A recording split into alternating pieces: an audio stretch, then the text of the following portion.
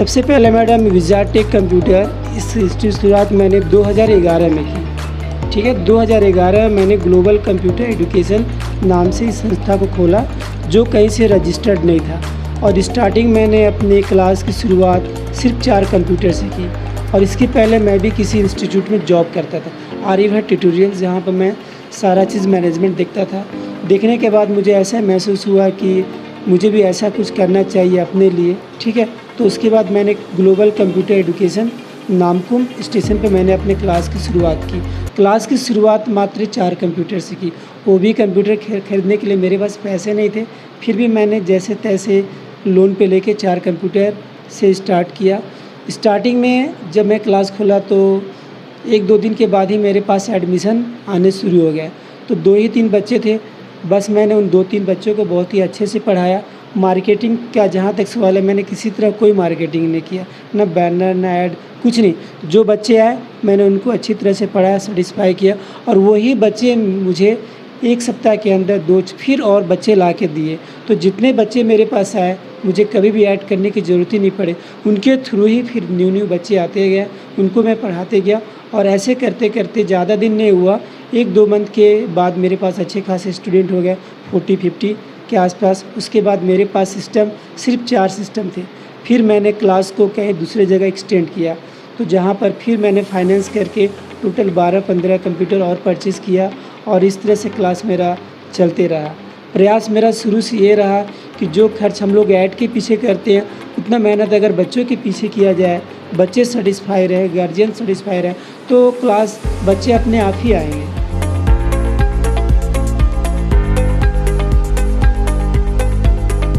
तो सबसे पहले तो ग्लोबल कंप्यूटर एजुकेशन ये मेरा क्लास का नाम है। और विज़ाटेक एक्चुअली क्या, ये फ्रेंचाइजी है जो सर्टिफिकेट प्रोवाइड करती है। ठीक है, मेरे क्लास का नाम है ग्लोबल कंप्यूटर एजुकेशन।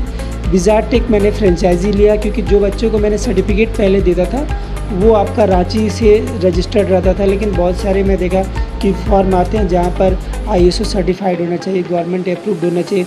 इसके लिए मैंने विज़ाटेक नाम की फ्रेंचाइजी ली। जो मैं सर्टिफिकेट बच्चों को देता हूँ वो सब जगह, कोई भी जॉब हो, चाहे सेंट्रल, स्टेट, गवर्नमेंट, वो सब जगह वैलिड है। तो कंप्यूटर क्लास तो मैंने काफ़ी दिन से 2011 से चला रहा था।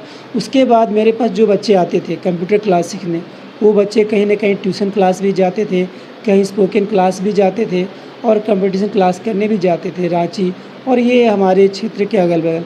तो मैं उनसे डिस्कस करता थे, आप ट्यूशन क्लास करने जाते हैं तो वहाँ पर क्या क्या आपको कमी मिलती है, क्या क्या पढ़ाई होता है सर, क्या क्या। तो ये सारा कमी को मैं देखते हुए मैं सोचा कि क्यों ना क्यों ऐसा किया जाए कि अपने जगह में सारा व्यवस्था कर ले, spoken class, tuition class, competition class, A to Z। और बच्चों के अंदर जो कमी देखने को मिल रही है, जो उनको पूरा मिल नहीं पा रही, वो हम कमी सारा यहाँ पे प्रोवाइड करें। खासकर टीचर में जो कमी देखा गया उसकी मैं एक बार डिस्कस कर रहा हूँ। बहुत सारे बच्चे ऐसे होते हैं, टाइम तो दिया जाता है उनको, लेकिन टीचर क्या होता है, टाइम से लेट आते हैं। सेकेंड चीज़ क्या होता है, आजकल का जो माहौल है, बच्चे में तो है, साथ साथ टीचर में भी बहुत बड़ा डिमेरिट्स है। सर क्या करेंगे, थोड़ी देर पढ़ाएंगे, उसके बाद मोबाइल में इंगेज हो जाते हैं, मोबाइल में कुछ करने लगेंगे, फिर होमवर्क देके, यानी बच्चे के ऊपर फुल टाइम जो देना चाहिए वो दे नहीं पाते हैं, फोकस कर ही नहीं पाते हैं। थोड़ा देर टाइम देंगे, मोबाइल में इंगेज हो जाते हैं। ठीक है, और ये डिमेरिट्स क्या है, बच्चों में भी है। और बच्चे भी आजकल ठीक से पढ़ाई कर नहीं पाते। जब टीचर ही ठीक से नहीं देखेंगे तो बच्चे कहाँ से देखेंगे। तो सबसे पहले तो मोबाइल, हम लोग ये कोशिश करते हैं कि बच्चे जितने देर भी क्लास करें हमारे पास, वो मोबाइल से बिल्कुल ही दूर रहें।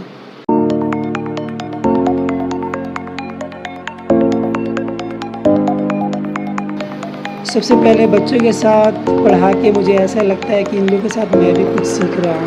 बच्चों के साथ पढ़ाने हमेशा नया चीज़ सीखने को मिलता है। और जब बच्चे वो अच्छे करते हैं, जब किसी जगह सिलेक्शन होता है, तो जब मुझे आके बोलते सर मेरा इस जगह सिलेक्शन हो गया, तो सुनकर बहुत ही खुशी मिलती है। और बच्चों से, गार्जियन से जो रिस्पेक्ट मिलता है, मुझे शायद इसमें पैसे कम मिले, लेकिन ऐसा कोई बिज़नेस नहीं है, उस बिज़नेस को मैं कर लूँगा, पैसे कमा लूँगा, लेकिन जो रिस्पेक्ट मिलता है वो चीज़ मुझे वहाँ से नहीं मिल पाएगी। यही कारण है कि मैं एजुकेशन के फील्ड में ही शुरू से काम कर रहा हूँ और इस फील्ड में ही काम करता रहूँगा। सर, आप स्टूडेंट्स को जी, क्या संदेश देना चाहेंगे?